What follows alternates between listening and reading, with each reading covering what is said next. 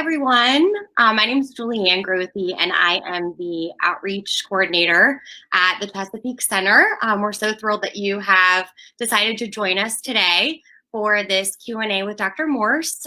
Before we get started, I would like to extend a huge thank you to all of our healthcare workers, our delivery drivers, our grocery store workers, and everyone on the front lines during this pandemic.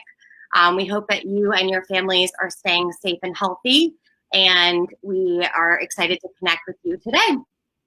So I am here with Dr. Michael Morse. He is our child, adolescent, and adult psychiatrist at the Chesapeake Center. Dr. Morse received his bachelor's degree in political science from Swarthmore, his medical degree from Harvard Medical School, and he also has a master's in public administration from the Harvard Kennedy School of Government. He went through a psychiatric residency at George Washington University and his child and adolescent fellowship at Children's National in Washington, D.C.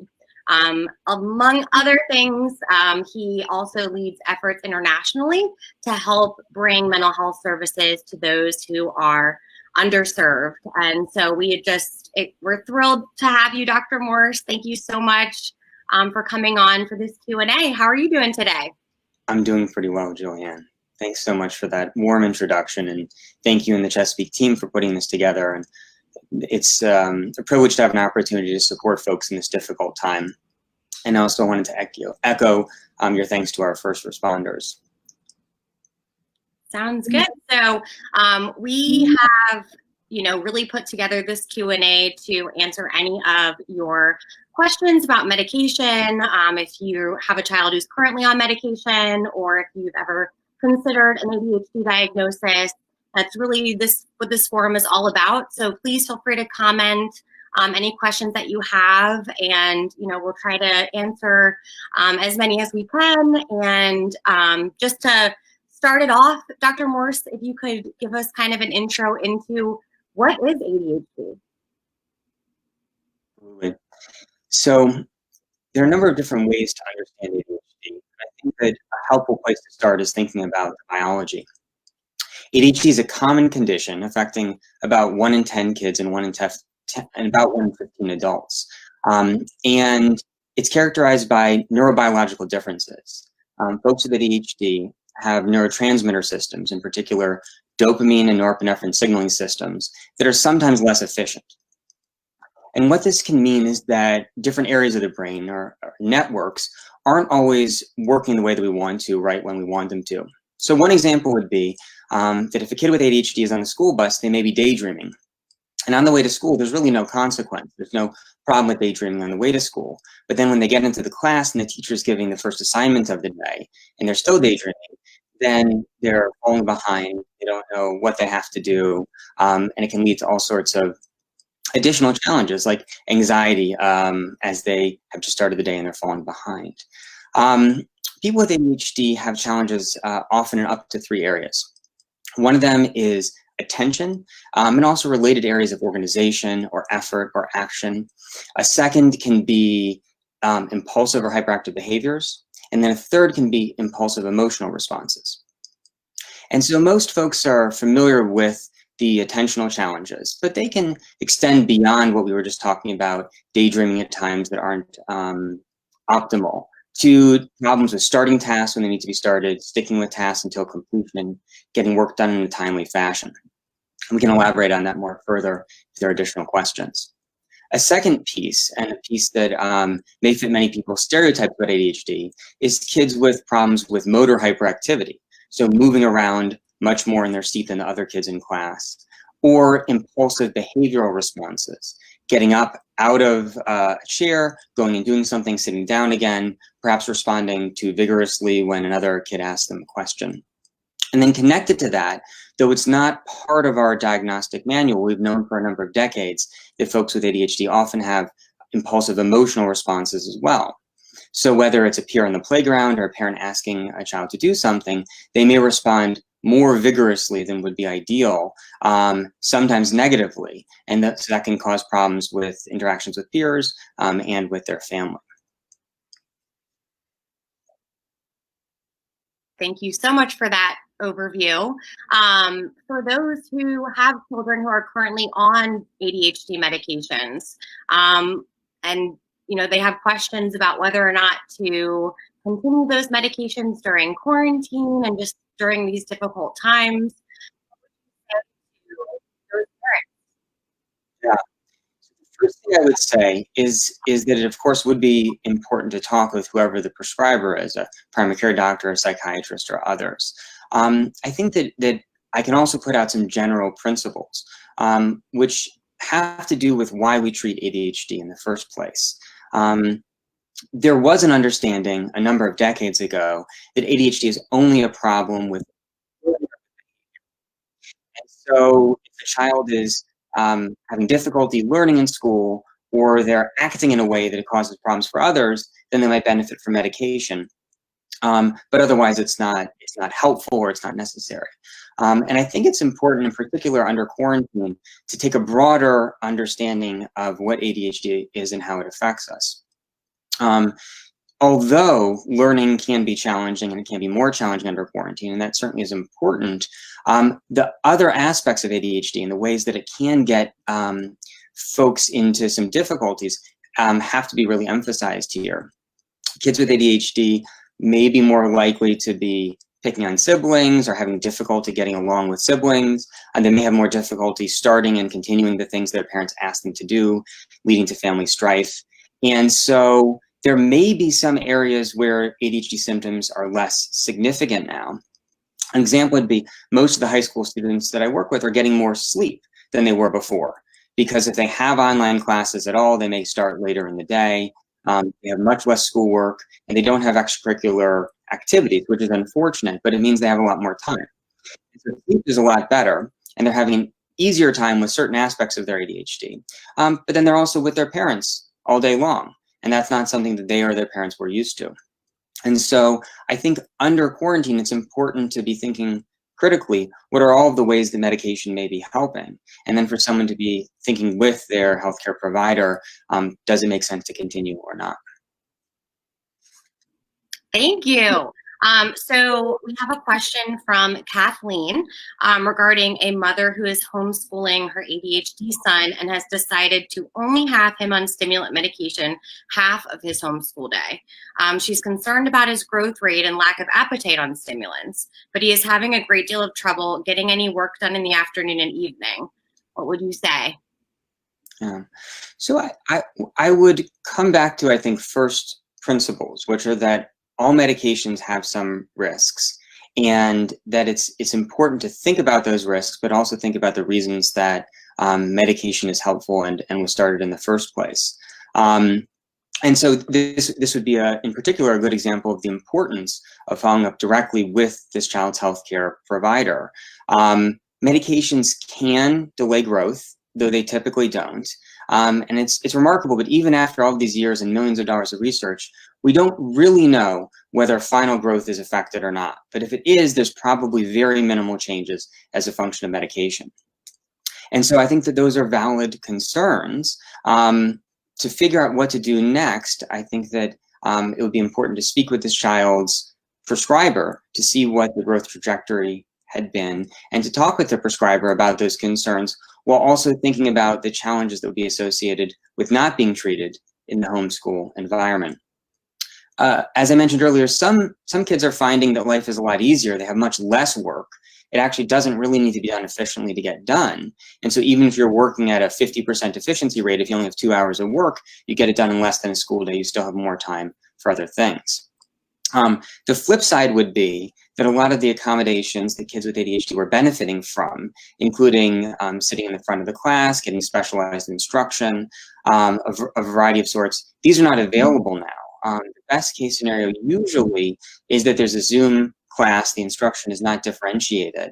And kids with ADHD who might have gotten some additional supports are now just getting the same work as everybody else. And so for those kids, the work can be a lot more challenging. And so I think that would have to be considered as this decision is being made. Thank you again. So what would you say, because some parents are reporting that their children are less anxious without, having to go to school and Mhm. having extracurricular activities and balancing all of these things. And they're kind of wondering, whether or not to add the medication in there if they seem to be doing pretty well. Mhm.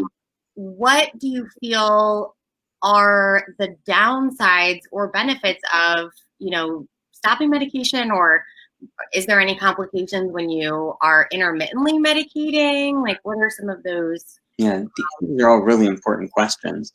And I think one thing that this crisis casts light on is, I think, in particular for high school students in the area, but for some middle and elementary school, um, our kids' days were just too filled up, and usually mostly filled up with good things, a variety of extracurriculars, each of which was beneficial for our kids' development. But it added up to a situation where there was so much on our kids' plates that they couldn't get everything done and also get the sleep they needed. And sleep is the most fundamental health behavior. It has the biggest impact on well-being of any health behavior. And so a lot of kids are doing better, which is great. And I think it would, hopefully we could take away from this crisis an idea that we may need to recenter. We need to think how many demands are placed on our kids in a typical non-pandemic environment, and how can they find a little bit more balance. So for those kids that are less anxious, I think first we have to look and we have to say, well, there may be a way their life is more better balanced now. What I would add to that would be that I think that it's important to continue to look critically, and again, this would be done with each individual child's prescriber. Is there ADHD that is still present that's causing a problem, and what are the risks and benefits of continuing a medication versus stopping? I think the answer to the question of intermittent use does vary from person to person. It is remarkable that we have more than 100 studies on ADHD medicines. As I mentioned, these medicines have actually been out for 8 decades, so much longer than most other medicines that are used, and we know a ton about them. And the one thing I can say for sure, as someone who mostly treats folks with ADHD, is there's no guarantees when someone starts medicine how they're going to respond. We don't have brain imaging or blood test studies that allow us to see how any individual will respond, even though we know the medicines work well for most folks. So again, I think that question would have to be individualized, but those are some general principles. I think that you're so right. There's been so many recent, medications that have come out that have tried to eliminate some side effects, and how they're, released in the body, whether they're short acting or, long acting. And so what would you say maybe to someone who, for example, is on or was on an extended release form of medication, who now is no longer necessarily needing an extended release because they only have a certain number of hours a day to do their homework, or to someone who is now realizing that their medication is just not working at home? Like, what other options do we have out there during this time? Yeah. So let me take each of those. Are both, I think, important questions. So to the first one, I would come back to why someone was taking extended release in the first place, and again, before making a change, having an opportunity to speak with a healthcare provider, because many people take ADHD medicine primarily because of challenges with school or for adults with work, and many people benefit from ADHD medicine more broadly, so that it helps with impulsive emotional responses. It can help kids or adults have a moment to stop and think, how do I want to respond to this stressor? And so an extended release is going to, in general, cover a good bit more of the day than an immediate release. And so if a child or an adult has only a limited amount of work, an immediate release might cover that short interval, a couple hours, but it's not going to cover the whole day when it comes to other challenges that ADHD can cause. So those would be the principles that I would use where I'm working with the patient thinking about that question. And Julian, will you remind me of the second question again? Sure. So the second question was someone who has been on medication, but it doesn't seem to be working with this transition home. So what do you recommend for someone who might be interested in kind of changing medication? Yeah. Or Yeah. why, how do you change medication during this time? What's the best practice in doing so? Yeah. So the first piece that I would put out there is that I think it's important that all of the non-medication things that we know are helpful are being optimized or maximized. People are doing as much as they can with regard to healthy behaviors that help the brain and the whole body, regardless of whether we have a pandemic or not. But healthy behaviors are even more important now because there are some things that we know are good for human beings, like social connection, which are more limited. Of course, we can connect virtually, but it's not the same as connecting in person.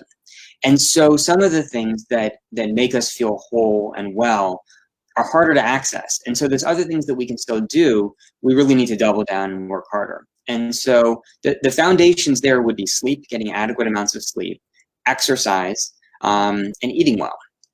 And with regard to exercise, we know that even just getting up from your chair once an hour for a minute is better than sitting all day. But building from there, walking is better than just getting up. Having some sort of cardiovascular exercise that changes the heart rate for 20 minutes a couple times a week is even better than walking. And that for someone who's already doing cardiovascular exercise, it's probably the case that something that helps with strength, so some sort of strength training, is even better than that.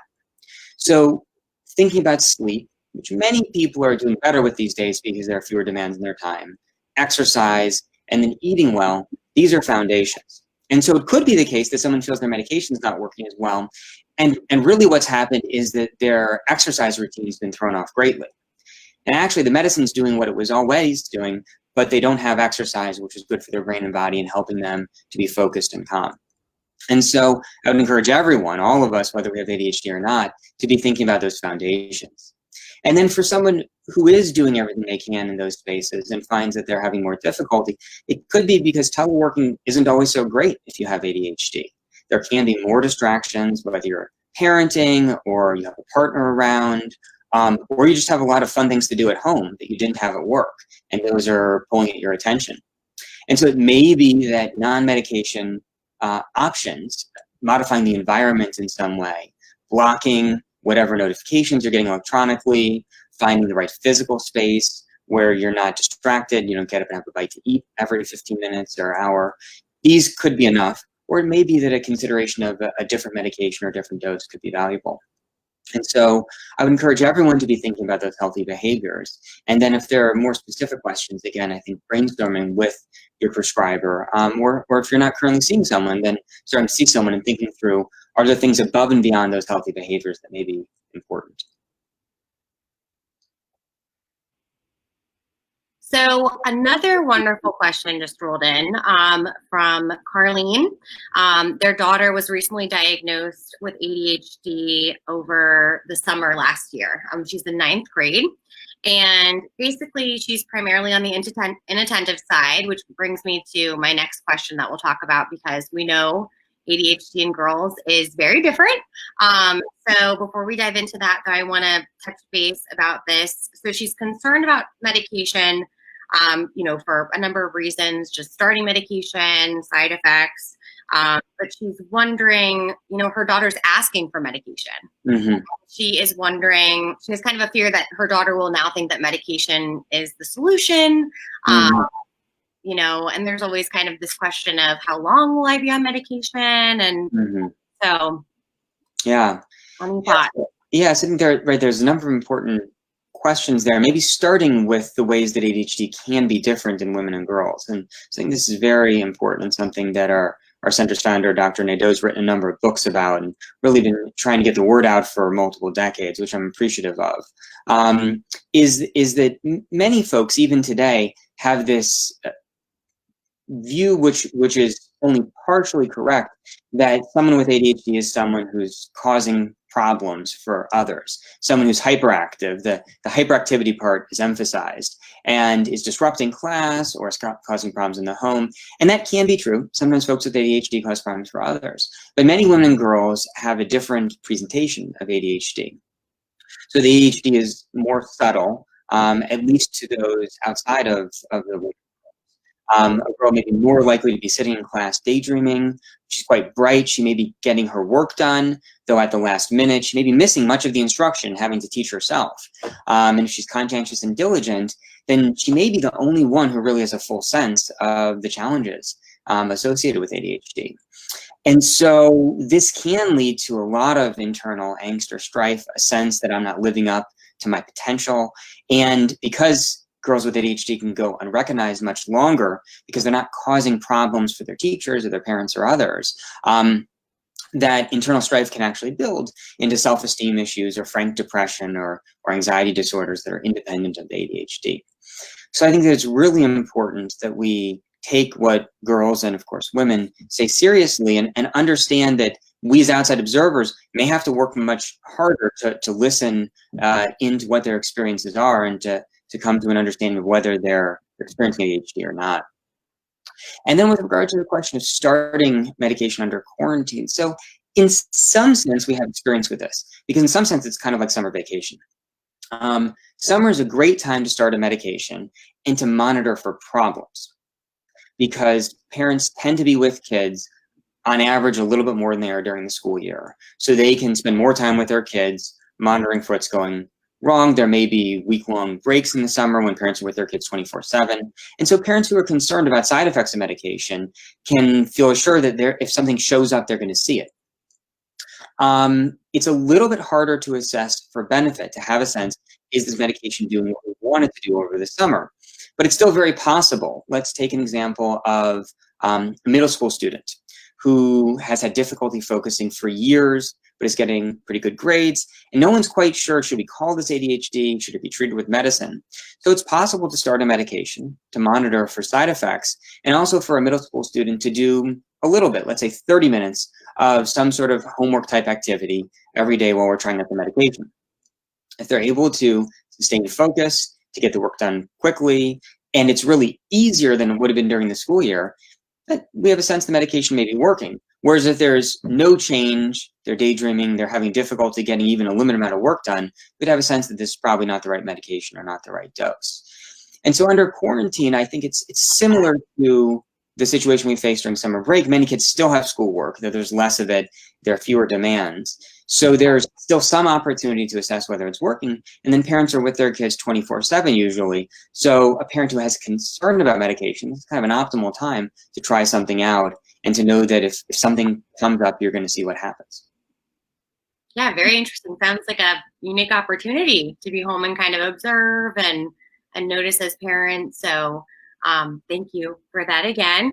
So I feel like a question that we have just gotten a lot with our center is, we hear about the typical or the more well-known ADHD medications. We hear about Ritalin or Adderall, and there's been so many advances in medicine throughout the years to really help address some negative side effects for those who may have been experiencing them.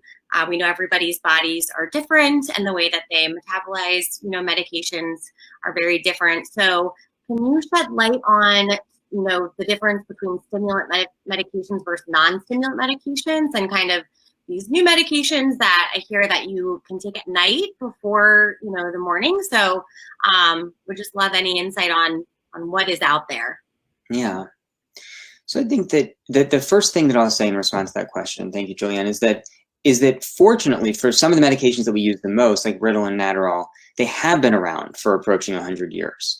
So when parents express concern about the medication, though of course all medications have some risks, there are very few medications that any child or adult could take that have been used for 100 years, that we have as much experience as we do with these medications.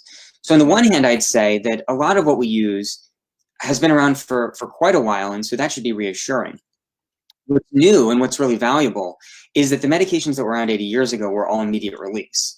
So they would get absorbed pretty quickly, often reach a peak level in the blood, so you'd have a maximum amount in your blood within an hour or so, and then they would leave the body within a couple of hours. And so that can lead to an experience of peaks and valleys. The medication's working, and then it really dips down sharply and it goes back up again. Sometimes that works fine for people, because sometimes it can be uncomfortable, and you go between too much medicine and too little and have trouble finding that sweet spot. And so in the past couple of decades, and then even in recent years, there are additional medications that are intermediate or extended release, and that have a smoother release overall.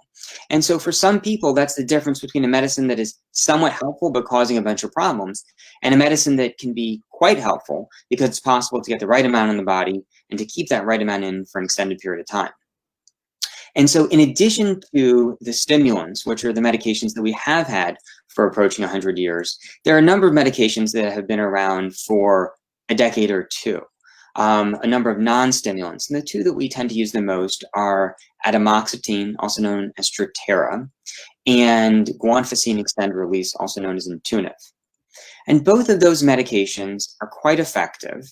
And the Intuniv guanfacine extended release can be combined with stimulants. So sometimes kids take stimulants, or adults for that matter, and they can be helpful during the day, but too much medicine too late in the day makes it hard to fall asleep, or may make it hard to have a full dinner. And so medications can be combined so that perhaps a moderate dose of a medication like Ritalin or Adderall in its extended release form covers most of the school day, but then to get homework done and to have those other non-school related benefits that can be really helpful for ADHD treatment, a medication like Intuniv is added.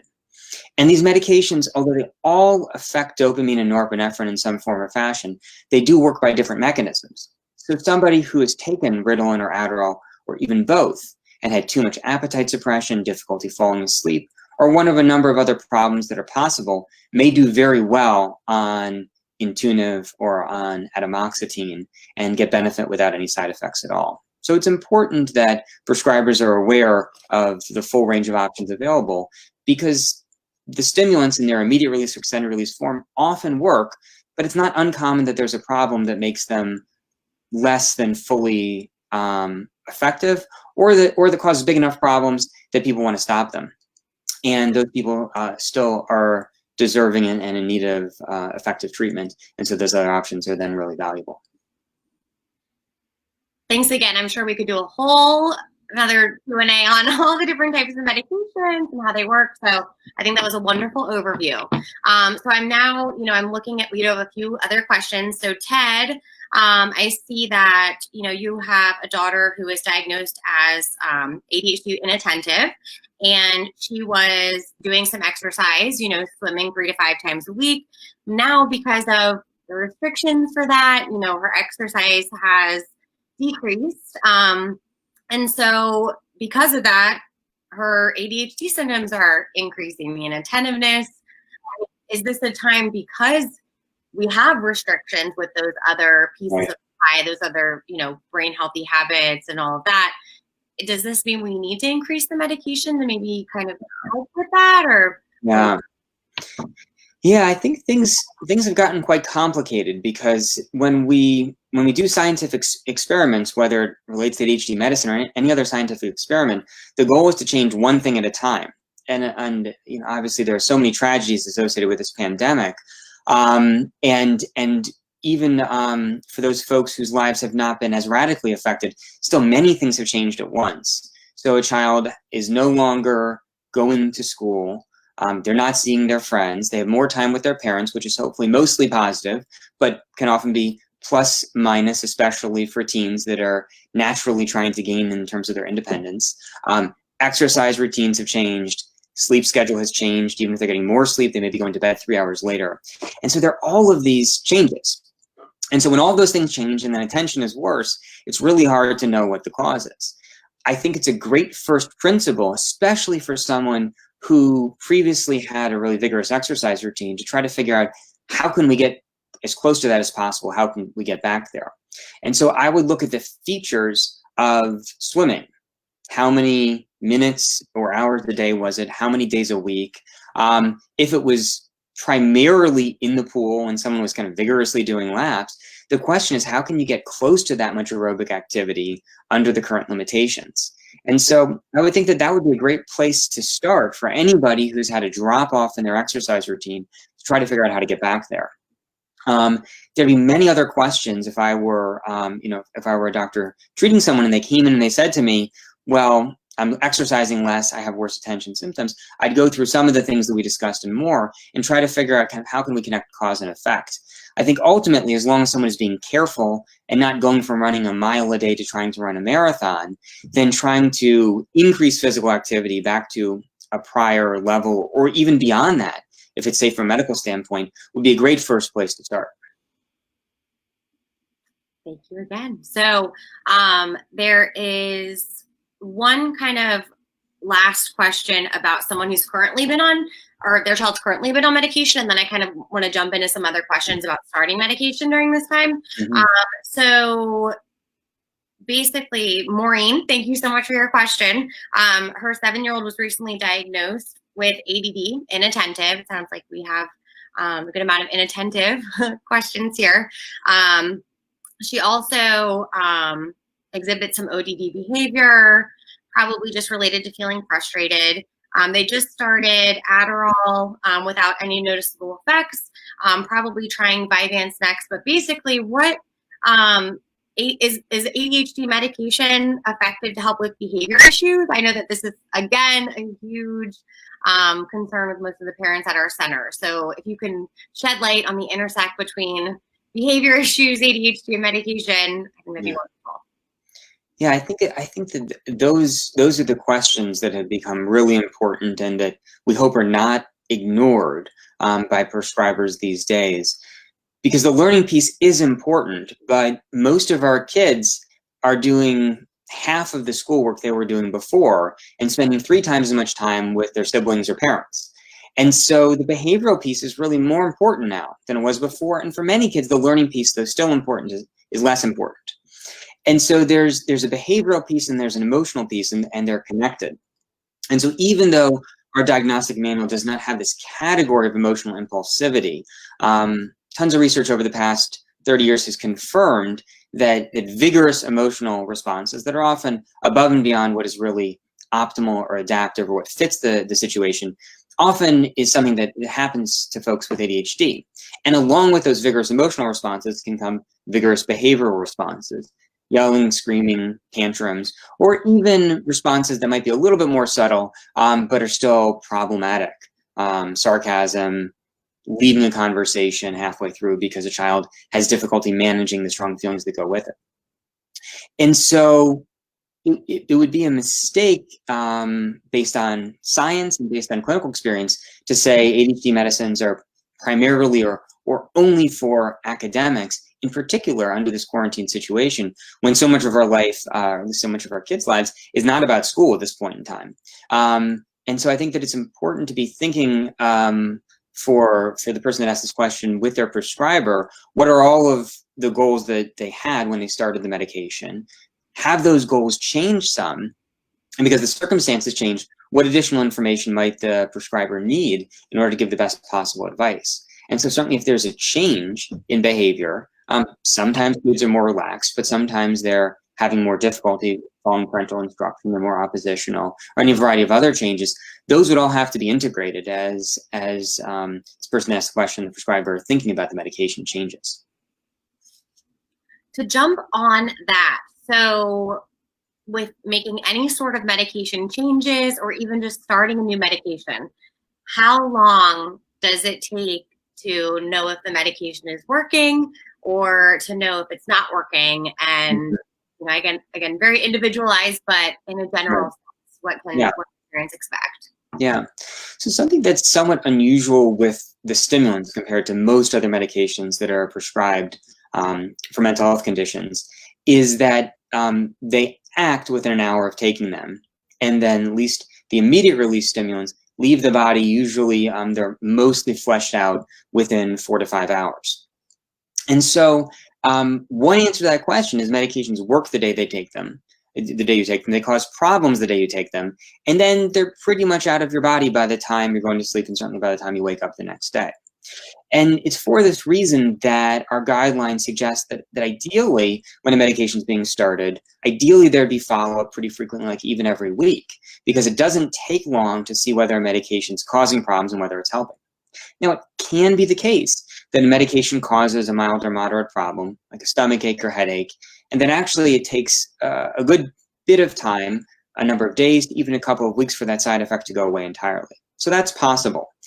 It also could be the case that kids are in a dynamic with their teacher or with their parents where they're having difficulty getting work done. And the medication works immediately, but some of those negative cycles, whether it's parents or teachers having expectations that a child won't listen or won't get the work done they need to, or a kid having negative expectations about herself or himself or their selves, it may take time for the child that's taking the medicine and the adults around them to notice something has changed.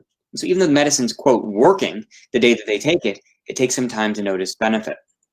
So even with these medications that work the day you take them, the stimulants, it can take some time to get a full understanding of what's happening for better and for worse.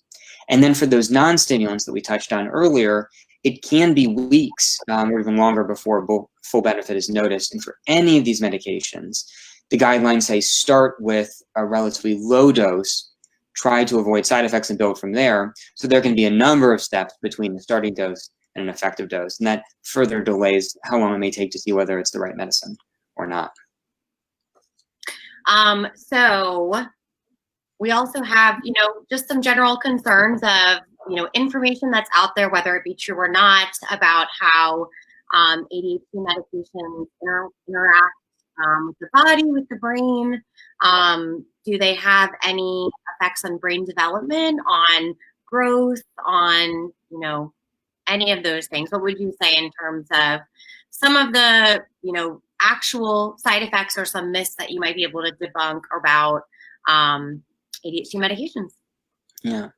So I think that what we can say with certainty is that they're quite safe in most people. We can say this because there's been a lot of research on ADHD medicines, in particular the stimulants, which tend to be the medicines that parents are the most worried about because of the name stimulant or because one of the stimulants is amphetamines. And so there's some concern in society as a whole that these medicines have the potential to cause serious harm.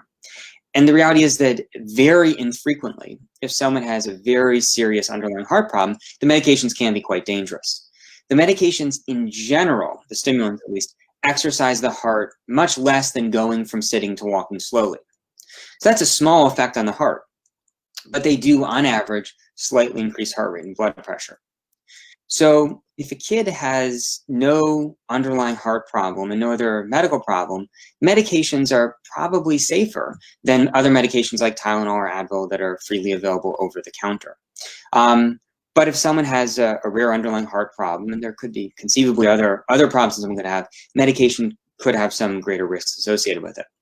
What's much more common is that medication causes a bothersome side effect, a headache, a stomach ache, appetite suppression, or if it's too much medicine too late in the day, difficulty falling asleep.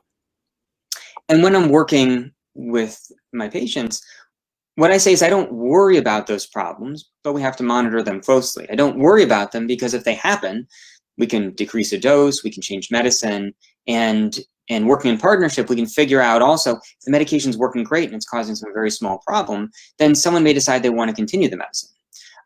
So those don't cause concern, but any side effect would require that we monitor it closely. There are other concerns about, I think as you mentioned, weight loss, people's growth being stunted, or other concerns that are out there like addiction. And the reality is that we do have a lot of research. Remarkably, we're not quite sure whether a small percentage of people could have slight changes in their growth trajectory that are sustained over time, such that someone might be a half inch shorter than they would be otherwise. That's conceivable, though probably uncommon. We don't have answers to those questions yet.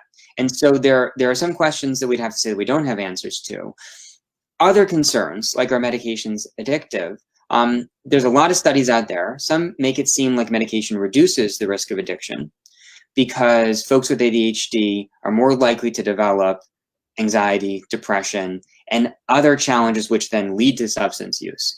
And then there are sub-studies that show that it's a wash, that they don't increase or decrease the risk. What is pretty clear, unfortunately, is that folks that have untreated ADHD do have increased risks of anxiety and depression. And it's also clear that if ADHD is treated, not only with medications, but with the healthy behaviors we've discussed, with talk therapy to deal with some of the results of ADHD, including feeling like I'm not living up to my potential or hearing that message from others, that some of those risks of secondary problems or related problems like anxiety or depression can be reduced. So I think it's important to think not only about potential risks of medication, and there are risks, even though on average the risks are small, but also the risks of not pursuing medication treatment, which often are greater than the risks of medication. Which brings me to the next question of all of the other comorbidities of ADHD. So whether it be comorbid or whether it may be a misdiagnosed in the beginning, a lot of our clients and just generally those who have had an ADHD diagnosis, there's a lot of overlapping symptoms between, depression and anxiety and ADHD. So when you're working with clients, what are the important things to ask to help them understand whether it's ADHD or anxiety or depression? And, have you seen that by treating one, do you eliminate the other? Or is it the case sometimes where you are treating both anxiety and ADHD? Yeah. This is an important question, and one that even a lot of psychiatrists don't have as much exposure to as they would like. A lot of adult psychiatrists have a lot of experience treating anxiety and depression, but because historically ADHD was thought of as a problem that only affects kids, even though we know that many people with ADHD, about 2/3 in childhood, they go on to continue to have ADHD in adulthood. So a lot of adult psychiatrists in their training didn't get much training in ADHD. And so they see someone who comes in and they have focus problems and their mood is low and they ask some other questions and they can make a diagnosis of depression, which may be fully accurate based on the symptoms that are in front of them.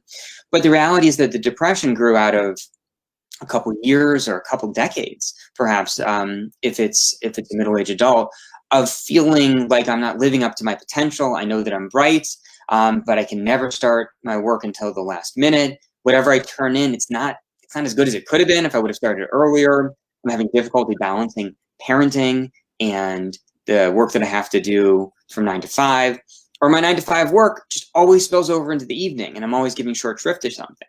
And it's my fault because everyone around me says, why can't you get this done? Everybody else can get the work done or can parent and go to work at the same time, or whatever it may be, whatever messages people are getting from someone within their family or from society. And so they become depressed. And that's an unsurprising response to all of those negative signals. And so the depression has grown out of ADHD that was unrecognized and untreated over time. And it's a real tragedy. And as someone with a feminist orientation, and certainly our center has worked so hard for a long time to support women and girls, that happens more with women and girls. So women and girls who are able to compensate in some form or fashion, but then enter the workforce or end up parenting and have so many competing demands on their time. And now, in particular, with COVID and with everybody being at home, they have even more demands and less resources with which to manage them. They may start to feel depressed, and there may be symptoms of depression, but it's growing out of ADHD. Likewise, it's very anxiety-provoking to know I am capable of doing these demanding things the work is asking of me, but I'm not sure if I'm going to get them done this time. I usually get them done, but sometimes I just have trouble, again, starting tasks or completing things by the time that I need to get them done. Or my partner asks something of me, and I usually complete the task, but not always, and sometimes they get really mad at me. So that's an anxiety-provoking situation to be in. And likewise, children face those sorts of same difficulties. So anxiety and depression and other challenges can grow out of ADHD, and they can also mimic ADHD. So an adult psychiatrist without much experience with ADHD may say, well, you've got attention issues and you've got some other symptoms. That must just be depression, but really ADHD was the primary issue to begin with. But it takes a little digging. Yeah, I'd say usually it takes more than a little, because often symptoms of both are present. And it's important, I think, that we as prescribers and also as psychotherapists, that we understand that people are complex, the mind is complex, feelings are complex. And so anybody who's had ADHD symptoms that have been untreated for a while is going to have probably some changes to how they view themselves, is going to have had some negative experiences with others as a function of their ADHD. It may not cause anxiety or depression, but there might be symptoms of those conditions. And so it usually has to be fleshed out over time. And so I think it's very unlikely that even in an initial 1 hour conversation, all of this becomes fully clear. The goal is always, when I meet someone for the first time and have an additional interview, to think with them about what's burdening them the most, and to work in partnership to think about medications as one important potential slice of the pie, but only one slice of the pie in terms of how they can feel better and improve their well-being. And so there is going to be a starting point. There is going to be a beginning to the treatment plan, but getting to know someone over time, and I think we have to be humble. So that people are complex and that all of these things are interacting as we think together over time about really how to optimize well-being. Yes. So Carlene had a wonderful question. There is a perceived social stigma, I think, in general about mental health. But what would you say, how to address that social stigma about medication, about taking medications? How can we best support our children and ensure that they're taking their medication responsibly? And talking about medication. How can we talk about it in a way that helps us to reduce this stigma? Yeah. I think that it's important that while we do note that ADHD can cause challenges, we're also aware that people with ADHD are just as likely to have a wide variety of talents and skills and ways that they can be giving and productive in the world and help others as anybody else. And to zoom in on that, and then to note in the margin, though it's important, that ADHD can get in the way of someone fully being themselves. So examples would be artists that have trouble starting to do their art because of ADHD, or computer programmers who are brilliant and can program faster than anybody else in their company, but have so much difficulty sticking with the task. They get into it and they're 10 or 15 minutes in, and they find themselves overly bored, more than someone else with that ADHD does, and they just can't stick with it, and they distract themselves for 3 hours, come back to it. And likewise with our kids, that we're focusing on all of their strengths and capacities and abilities, and also, if it's the case, accurately noting the ways that ADHD makes it so that it's hard for them to consistently perform up to their potential, or enjoy the things that they enjoy as consistently as possible. And so we're really zooming in on the positive and noting the positive, and then in an accurate and straightforward way saying, yes, ADHD does get in the way in some way. Medication can help. There are other things that we can do to help, and we're doing these because we see all of your strengths and we want those to be consistently available to you. Thank you. That's a great. You're doing wonderful, Dr. Morse. So for anyone who has questions, feel free to continue to comment. For those who, again, jumping back to never been on medication before, parents who maybe are going to their pediatrician and starting to learn about these diagnoses, what are, the questions that they should be asking their providers? What information is most important to give their providers? What do you want to see as a psychiatrist when someone comes in? What is most helpful to give you that full picture to help make the most educated decisions? Yeah.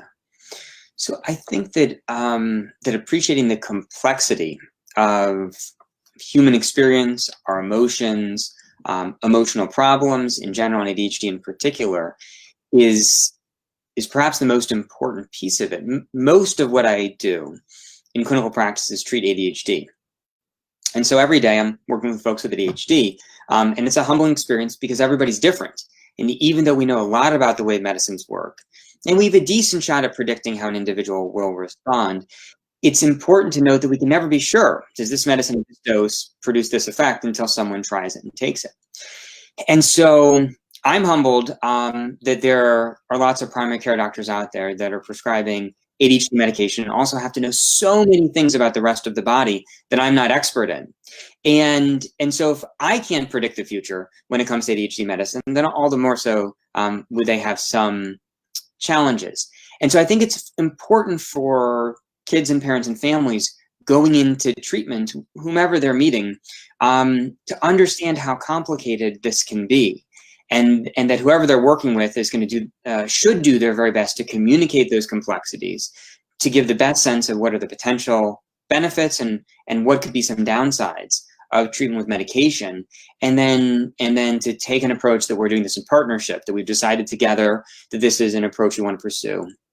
I'm going to have to work closely together to monitor what's happening, to see, is this approach beneficial and does it cause problems? And it would be that way with any other medication or any medical treatment for that matter. So we have one last question, and I think we're probably going to wrap it up for today. And we thank you all again for hanging in there, and we hope that, this has been helpful for you. So Samantha has asked about obsessive-compulsive disorder, and if that's typically comorbid with ADHD, or are they exclusive, or what is your experience, with the intersection of those two disorders? Yeah. So I think that there are at least two relationships that I would mention offhand. One is that sometimes folks with ADHD find that they do their best by becoming very stringent and rigid about the way they do things. So someone who has difficulty opening mail on time may make it a habit that they're going to open all of their mail as soon as they come through the door. And this is because they learn if they put the mail down, it goes into a pile with other sorts of things. It may not get opened until there are significant consequences, bills that are unpaid, even at the extreme, water being turned off, or some big negative result like that. And so they may say, every time I walk through the door, I'm opening the mail. And there are a variety of other ways that people could respond to ADHD with rigid habits, which are helpful in some respects. But if you're coming through the door, you're opening the mail, but your kid also really wants attention, it's kind of a tough spot to be in. And so symptoms of OCD could show up because someone has found a way to cope with ADHD, but it's causing its own problems. And then another piece is that ADHD and OCD, just completely distinct challenges, can show up in the same person at the same time. Sometimes symptoms of one can mimic symptoms of the other. So again, I think that this question brings us to a point of having to be humble, that people can have a variety of different strengths or a variety of different challenges, and sometimes pulling apart where those challenges lie can take some time. Thank you.